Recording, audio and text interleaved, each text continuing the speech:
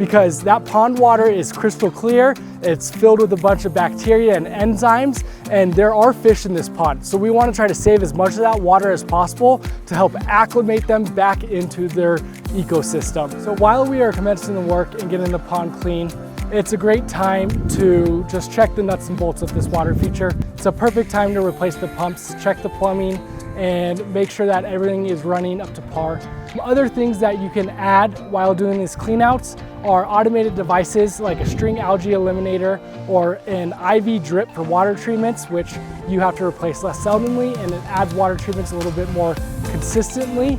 Some great water treatments to add for water features is like beneficial bacteria, and on occasion some people like to add a little bit of algicide. I always choose to do that as preventative. You can also use that automatic dosing system that adds it slowly and more consistently to help keep the water treatment steady. So when it comes to doing a full drain and clean on a water feature like this, it's good to do it at least once a year, preferably in spring, but if you really want it cleaned throughout the entire year, then you can do it also in the fall.